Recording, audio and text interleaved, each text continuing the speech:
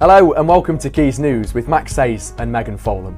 Here's what's coming up on the programme today. Ahead of the busy festive period, how does one food bank keep up with the increased demand to support their local community? We've been providing emergency food drive parcel for 4.5 years, and we've seen the demand increase every year, and at winter it's even more important. And to be honest, we see people struggling so much, it's unbelievable. And we take a trip to Cleverley Community Forest Garden, where they've turned the Mancunian rain into a new innovative watering system. Now we'll be live here at the Peninsula with all the latest news regarding Salford City Football Club.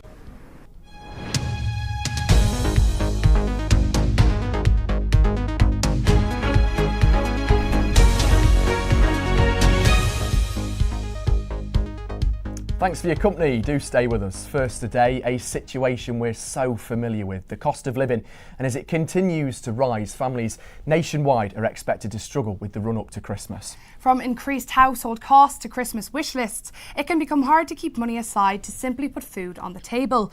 But that's where Feed My City help. Jamie Mackin has more. We've been providing emergency food drive parcel for 4.5 years. And we've seen the demand increase every year, and at winter it's even more important. With winter here and the festive season among us, the holidays are not a happy and stress-free time for everyone, often coming with increased expenses, whether that's high heating bills, forking out money on winter clothes or presents. Local Manchester food bank Feed My City have been working for around 6 years to provide emergency food parcels to individuals around Greater Manchester, and they feel the importance of supplying people over the winter. Look, we've been providing emergency food drive parcel for 4.5 years, and we've seen the demand increase every year, and at winter it's even more important. And to be honest, we see people struggling so much, it's unbelievable.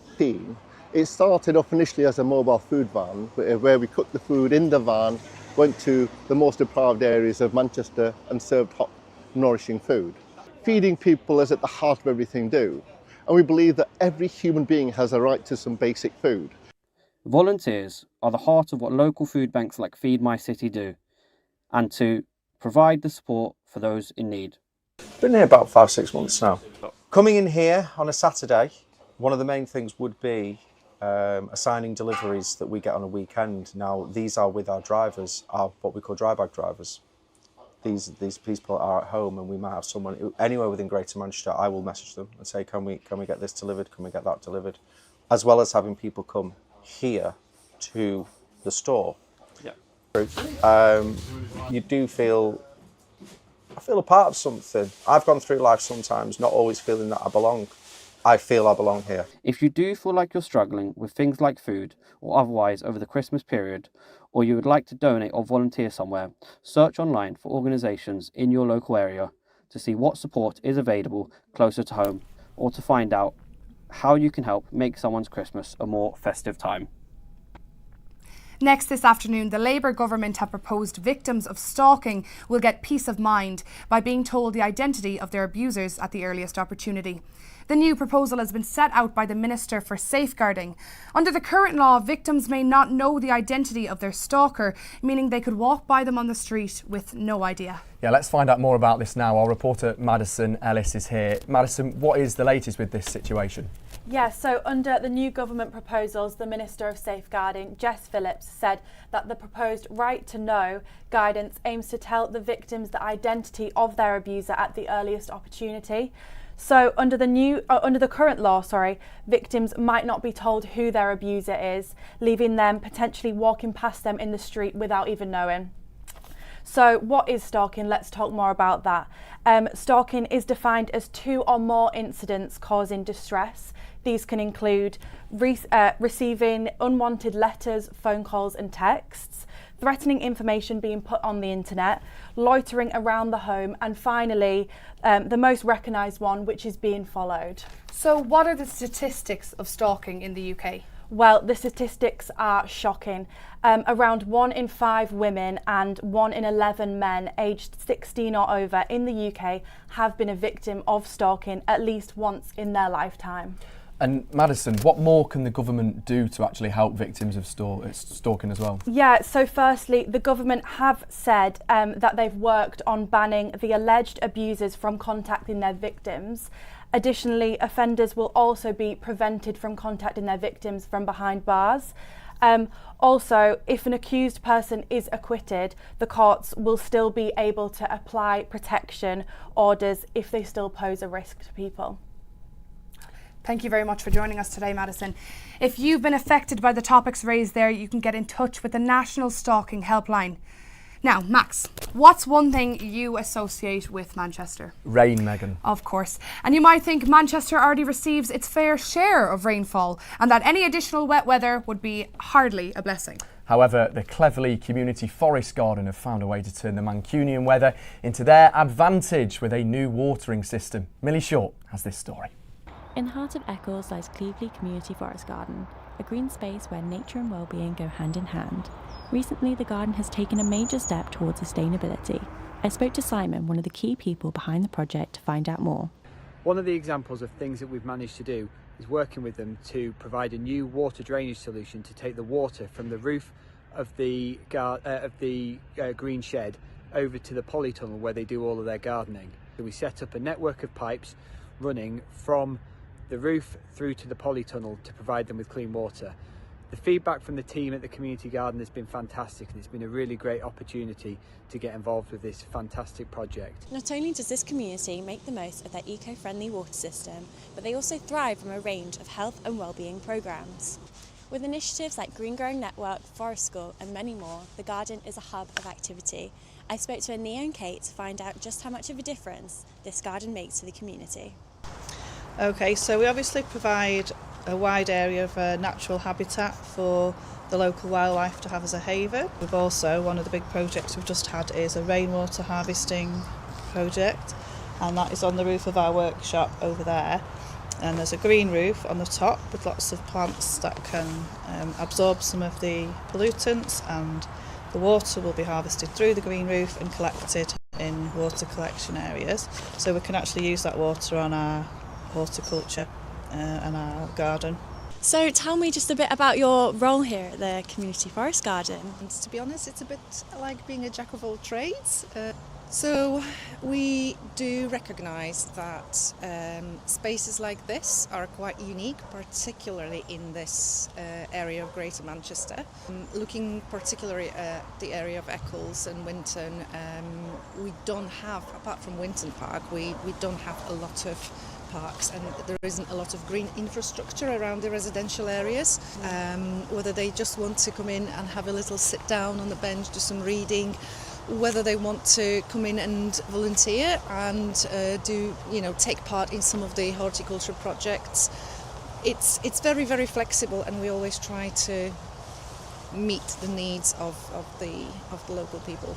With its focus on sustainability and community, Cleverley Community Forest Garden continues to grow as a vital part of Eccles. This is Millie Short reporting, Quays News. The family of an ITV journalist who died weeks after reporting domestic abuse hope an inquest will find the truth. A recent court case heard that 43-year-old Teresa McMahon had reported abuse to police a fortnight before she died. The complaints related to whether the force sufficiently investigated domestic abuse allegations and if her death could have been avoided had officers acted differently. A plan to build hundreds of new homes in Salford is set to take a big step forward next week. Salford City Council is planning to grant a long-term lease to a new developer to build 477 new homes. That's all part of Pendleton's regeneration. The scheme has been designed to fit around a regeneration of Salford with a skate park, play area and multi-use games site all near the residential area. And people have been urged not to drive into Manchester city centre this month to avoid gridlocked traffic, which has been described as horrible.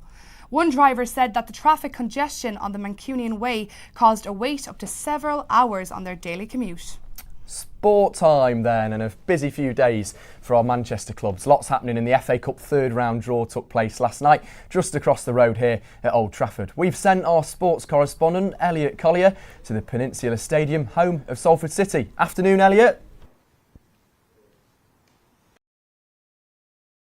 Salford City were given the enormous task of having to face Premier League champions Manchester City last night in the FA Cup third round. Now, obviously this is big news for Salford City, and we did speak to a fan and podcast host, Danny Shepherd, who was talking about the importance and the implications of what this can do for the club. I've never been a professional footballer, but I imagine if I was, it's almost like a cup final for a League Two player, because to turn out to the Etihad, you know, to get all your family and your friends to watch you playing on the pitch under the floodlights, or whatever it is, a night game, to see that would be amazing. So in that sense, although I think we're quite a well-motivated team by Cal Robinson anyway, yeah, I'd never considered the motivation aspect of maybe it might spur them on a bit between now and then for them all to absolutely bust a gut to be even better than they've been before. Now, this is not the only big news here in the peninsula, as Salford City will be placing Harrogate Town tonight for the first time in a little while, and that will be taking place at 7:45. Harrogate Town are currently on a 3-game winning streak after they beat Northern Premier League side Gainsbury Trinity 1-0 to make their way to the third round of the FA Cup. Now, Salford City are also in a really good run of form, with only 1 loss in their last 9 games, and they returned to winning form after they placed fellow League Two side Cheltenham Town 2-0 at the weekend to book their first time in the third round of the FA Cup. Now, obviously the Peninsula isn't the only local stadium we've been to, after Manchester United added further fuel to the fire regarding rising ticket prices. Now, our reporter Natalie Durkin actually went to Old Trafford to discuss what actually happened and what the Reds had to say. Manchester United fans are furious after the team has justified them upping the ticket prices to £66 per person, with no discounts for children or for the elderly. This comes after the team spent a whopping £10.4 million in compensation when they sacked their former boss Erik ten Hag. Protests were held at the weekend where fans claimed that the clubs were exploiting their loyalty. James Young is part of United We Stand. I think it's a disgrace. I mean, you're pricing out working class people that pay, you know, a lot of money to come and see their football team. They work really hard, and this is their escape, and especially around Christmas as well. You know, times are really tough for families, and the club is saying, actually, you know, we don't care, we're going to put ticket prices up anyway. You know, this is not a rich area around here, especially Stretford, Urmston. I think it's completely the wrong move by the club, and it shows really that they're out of touch. Despite Ruben Amorim's great success at the weekend, where the team won 4-0 against Everton, many fans are still very disappointed with how the team responded to the ticket price increase and the backlash that came with it. And it's about price. People just simply can't afford to go. If you're making it £66 for a child to go and watch a football game, that's just insane. I mean, it should be built for the people that live here, and they should be the priority. Obviously, you know, tourists and loads of people like that bringing money into the football club, but it should be the essence and the soul of the club should be the parts around it, you know, Urmston, Stretford, Salford. That's what makes the football club what it is. Reporting from Manchester, Natalie Durkin. Now, that was Natalie Durkin outside Old Trafford, and Salford City will be playing Manchester City on the weekend of starting the 11th of January. But that is not all the biggest news in the FA Cup, as arguably the biggest game of the competition comes from the red side of Manchester, where Manchester United will be travelling away to Arsenal. But that's not all the games, as Stockport County will actually have to be playing Crystal Palace, and the last time these two teams faced each other was back in 2002, where Stockport actually was the victors and they won 1-0. Obviously, the focus around the peninsula and in Salford City is around the FA Cup fixtures, but don't forget about the League Two games, and just like tonight, where they will be placing Harrogate Town 7:45. Max and Megan, do you think you guys will be watching that? I don't think so, but I'm sure this man will be. Cheers, Elliot. You look absolutely freezing, so get yourself back here. Full weather coming up later in the show. As always, remember to keep an eye across Quays News on social media at Quays News. Now, Max, are you doing anything special to get into the festive spirit? Meg, maybe a nosy around the Christmas market. It's a Bailey's hot chocolate, but still too early for me. But maybe I'm a Scrooge. If you're stuck for plans for December, here's Fidelia with a very festive What's On in Manchester this Christmas. Thank you guys. So the festive season is here and there's no shortage of holiday activities to enjoy around Manchester. From dazzling light displays to cosy winter hideaways, I've got your ultimate guide to all the festive fun happening in the city this Christmas. First off, we've got Media City's very own Lightwaves Festival. It's set to light up the quays from this Thursday, December the 5th until Sunday the 8th, and it's completely free and includes 14 mesmerising installations, including the breathtaking Monad display on the water, making it a must-see for anyone looking up to light their evening. Moving on, is it really Christmas without a visit to the Christmas markets? Well, they're well underway across the city centre, running right until the 22nd of December. From the infamous Yorkshire pudding wraps to just sipping on a festive hot chocolate, there's plenty to indulge in. So if you're feeling brave, head over to the Cathedral Gardens and have a spin on the ice rink, although I know I won't be because I'm definitely a bit of a Bambi on ice. If you're looking to escape the bitter cold, Manchester has lots of costly teepees and huts, which make the perfect retreat. Head down to spots like the Oast House or the Lawn Club, where you can warm up with a mulled wine or enjoy a festive meal, or simply relax with friends and soak in the holiday atmosphere. As for our theatre lovers, tomorrow marks the opening night of Wicked at the Palace Theatre. The musical, which has just come out in cinemas, will run for 6 weeks, and so there's plenty of time to catch the spellbinding show. And finally, you can experience a true Christmas winter wonderland at the Trafford Centre's Tinseltown. With fairground rides, a big Ferris wheel and festive fun, it's the perfect way to round out your festive celebrations. So that's all I've got for you with a Christmas roundup. Guys, will you be doing anything over the festive season? I think I might stick up my tree this week, you know. It's still too early, Meg. And those Manchester Christmas markets as well, £10 for a Yorkshire pudding. No chance. The cost of living crisis has drastically affected the hospitality sector. Petit Paris in Manchester is just one business out of many that's struggling in the city centre. We sent our reporter Ria Ramesh to sample some of Petit Paris' delights and find out how Brexit has affected the business. Petit Paris, a popular deli located on King Street, recently faced a permanent closure as the local business was affected by Brexit. With the current climate, how does this affect the local businesses that run the Manchester Christmas markets? Hi, I'm Melody. So we're Pure Indulgence Soaps and we're based in Manchester. We're famous for our soap-filled sponges. So it was my boss who invented the idea, her and her mum and family. And we do the Manchester Christmas markets every year. Of course, doing the markets is always it's a risk, it's a gamble because you never know what the economy is going to be like on that particular year. We've had great years and we've had terrible years, you never know what's going to happen really. My particular situation is quite special because I don't actually live in the UK. I'm from England, but I live in Portugal. So Brexit has affected me personally quite badly, our business, because we bring our things from Portugal. So bringing stock and bringing everything from Portugal has become much more difficult. Taxes have obviously skyrocketed on everything. It's made everything much harder, especially for small businesses like us, and we've been doing it for a really long time. So it was really hard to adjust to that. Things have changed a lot since Brexit. The people are not the same, the economy is just really difficult, I think, for everybody at the moment. Me personally, I grew up doing the markets, so I've been here since I was a little girl. My father owns a stall as well, just over there, and I've just been doing the markets since forever. But it's a love-hate relationship, I think, with the markets. I love to do them, but it is hard work. Hi, my name's Alia Rafiq and I am the CEO of Ginger Drinks. So the business started from my kitchen sink. I started producing a ginger drink because I wanted something for an anti-inflammatory health drink for myself because I suffer from arthritis. Then I realized there was a market for this drink. So I produced another flavor, which was ginger and turmeric. And I've been making it for 3 years and we sell out everywhere we go. Yes, you have the difficulties, you have your challenges of Brexit. Like I do, I order my bottles from abroad and I get stuck in transit, and obviously Brexit, you have to pay VAT fees. It's difficult to bring your stock over and you've got to pay more taxes, and I have suffered, and Brexit was the wrong thing for the government to do. However, you have to override it, pay the price and bring them over. In the early days, it was a challenge. Obviously, you're starting up new, you don't know the response of people, but Manchester has made me. I've grown with the people of Manchester who support local businesses. Ria Ramesh, Quays News.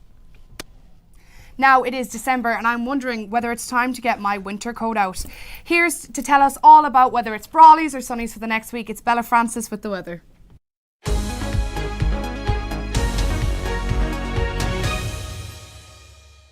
Hello, I'm Bella Francis and this is your Quays TV weather report. Today will be mainly fine with bright or sunny spells once any early fog has cleared, with maximum temperatures of 6 degrees. Sorry, that is really bright. Can we just turn that down a bit? Oh, you know what? I'm out of here.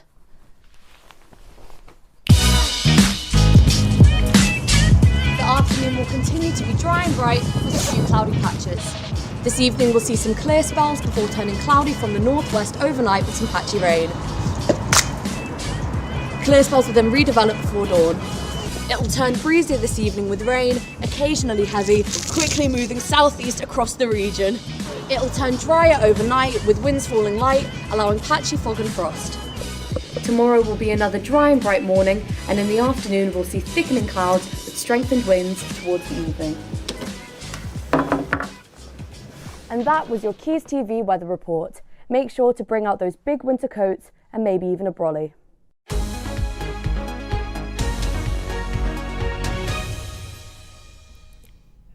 You won't get a weather report like that anywhere else. Bella Francis, excellent. She's done it again. Well, although this is not the last Quays News show of 2024, this is the last time myself and Max will have the pleasure of presenting together.